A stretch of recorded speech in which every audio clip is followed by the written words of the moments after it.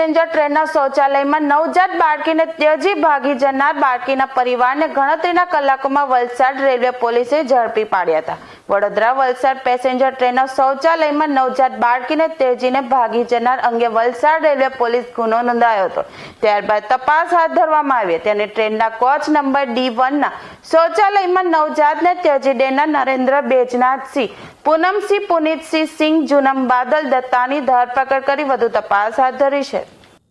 ગઈ તારીખ 8/12/25ના રોજ વલસાડ રેલવે પોલીસ સ્ટેશનમાં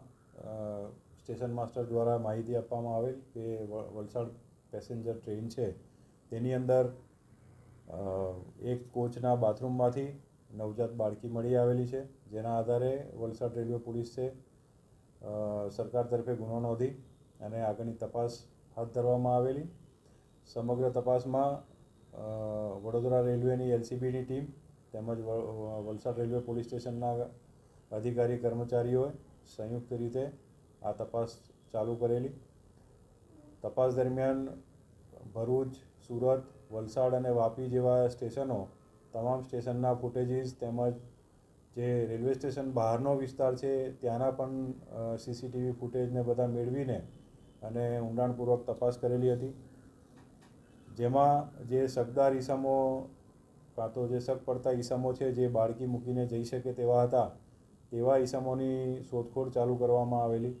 અને વલસાડ તેમજ વાપીના જે જવાબદાર નાગરિકો છે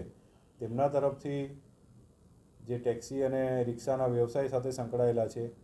તેવી જવાબદાર વ્યક્તિઓ પાસેથી પોલીસને સચોટ માહિતી મળેલી અને જેના આધારે પોલીસે આ કામના જે આરોપીઓ છે નવજાત બાળકીને ત્યજી દઈને જે જતા રહેલા હતા તેમને શોધી કાઢી તેમને લઈ આવેલા છે અને લાવીને એમની સામેની કાયદેસરની કાર્યવાહી હાથ ધરવામાં આવી છે।